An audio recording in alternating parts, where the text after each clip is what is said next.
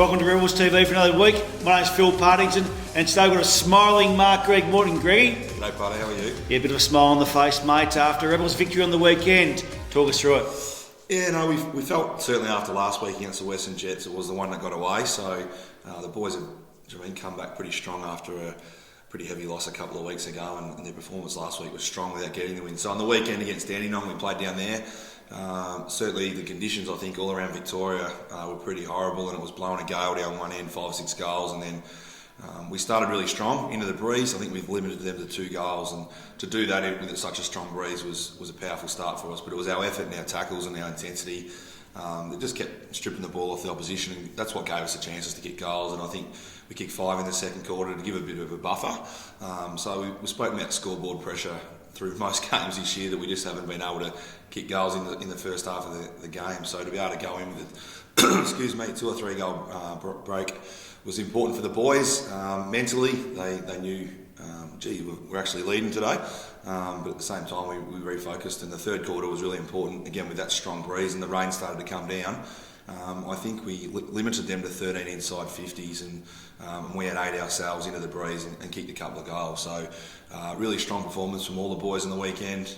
But again, it comes back to effort and intensity, and that just keeps you in games for longer. And we made the most of our opportunities with a couple of lucky goals, but that's football. And good to see a smile on the boys' faces, and a bit of reward for effort, because it's, footy season's a long season, you can't win them all, and we were due for a win for sure. Yeah, certainly they sung the song pretty loud at the end of the game. You talk about the pressure. The pressure was outstanding. It was the last of the Futures games, so a lot of young boys got the opportunities this week. Yep. How good was that for the group, and just getting a win? Yeah, a bit of confidence amongst the group. Yeah, no, particularly obviously we've got a couple of boys out with Vic Country duties, and it's just opportunity for the young boys, as mentioned in previous weeks, that they get to come in, the bottom age boys, and have a look at the competition, and have a look at the other 17, 18 year olds that are the best players generally in the state. So they can take so much away from that, whether it's the way they train, how hard they train, the ability to win your one-on-ones, just so many little things that hopefully they can take back to local footy for the rest of the year, or other Rebels games they do get for the rest of the year. And once it comes pre-season, they understand how hard you've got to work to compete with the best kids of their age group in the state. You mentioned Vic Country. Well, last Friday, the Vic Country boys had a great win against South Australia at GMHBA Stadium. You're one of the midfield coaches there. How did the Rebels boys go in the result of the day? Yeah, no, Vic Country, we got up by, I think it was a point. I didn't look at the scoreboard in the end, but I think it was a point. We kicked a goal with about 30 seconds to go. South Australia are renowned for being a contested team, and that's across all their footy levels. So we knew it was going to be a tough game. We've had a couple of weeks break, so that's always, you're not sure how the boys are going to come out, but wasn't our best game in regards to how we used the ball. We're a little bit ineffective. We certainly took a while to get going with our stoppage work, but we just stuck to our structures. We didn't flick the team around too much. We trusted the boys because they've done such a great job over the first 2 games.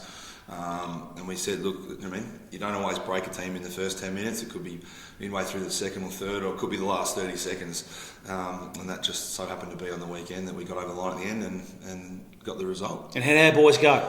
Yeah, no, we had Rantall, played inside mid. Again, he was super strong and showed his running capabilities and his ball winning ability. Wareham and Herbert both came in, and Liam played on the wing, and he certainly looked as if he'd played the last 2 games, didn't look out of place at all, and he was really effective with his ball use. And Wareham played down back, and certainly I reckon he got us going. Just late in the second quarter, went back with a brave effort and won a one-on-one ball that a lot of players probably could have pulled out of. He won that ball, we went down and kicked the goal, and we got another couple of ones late just to keep us in touch at half time. So boys contributed really well.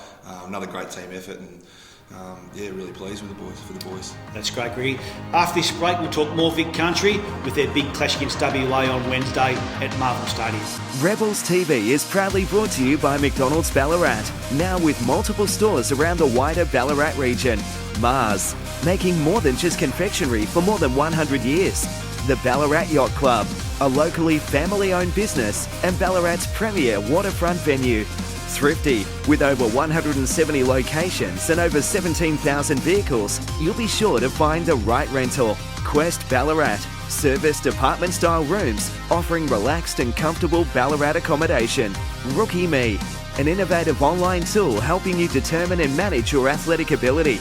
And Ballarat Jag and Land Rover.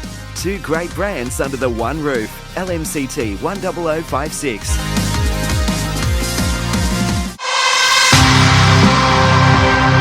Yeah, it was good. It was different conditions today, pretty wet. I was happy, was able to get a little bit of the ball, but team effort today. We got to play 4 quarters against pretty good opposition.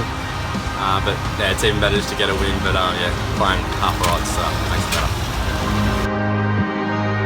Welcome back, and great to see our sponsors doing great things for the Rebels.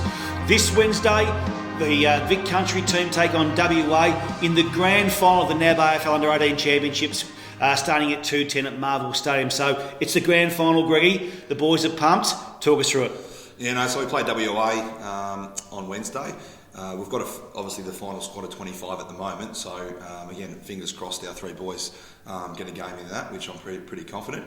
WA have had a couple of weeks rest, but what we know about them is they're super fast. They've got bigger grounds over in the west, and they love to use the outside run and their speed. So our strength has certainly been our contested ball and our ability to win our one-on-one contests. So we need to make sure we start really strong, particularly inside the contest and around stoppages.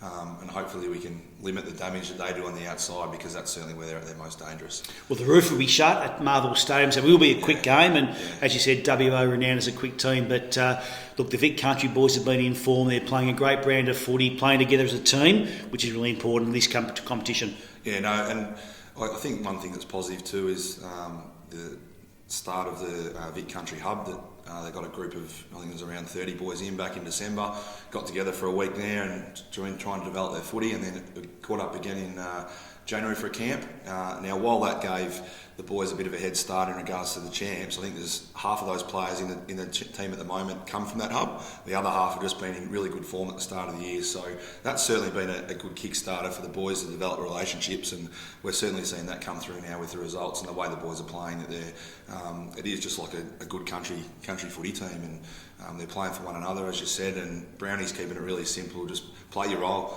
There's some pretty basic roles. There's defender, just defend first and beat your man and run off, and so forth. So it's pretty basic with what we're trying to get out of the boys, and one more game and they can celebrate after that, hopefully. Well, you mentioned the self-caring Lee Brown, the head coach of the Vic Country. Difference of a full-time coach this year compared to a part-time last year? Yeah, no, last year, obviously Matt Ballastano, who's down at South Warrnambool this year, he's coached the last few years, and he did a great job too. Yeah, I did a great job in regards to that part-time role. So the AFL have identified that they wanted to go down the path of a full-time coach, and certainly I think that's helped not just the players, but certainly us coaches from the Pioneers and Bush Rangers, etc. So we can talk to Brownie at any time. He can come up and watch us train, and we're all on the same path in regards to what we're teaching the boys. It's mainly skill based and trying to teach their craft and teach them how to kick, and less game plan structure type stuff. So certainly from a country point of view, we're all on the same track, and it's been a great start to a new role for him. Well, good luck to the Rebels boys this Wednesday against WA. Next week, Gregor, we've got some more Rebels playing in national championships. The girls playing in the Under-18 National Championship of the Gold Coast, and our Under-16 boys. So I think we've got 15 boys and girls all combined up at the Gold Coast, which will be a great opportunity for them to play the highest standard of footy for their age group. So good luck to those. Again, thanks for watching Rebels TV this weekend. We'll see you next week. Bye.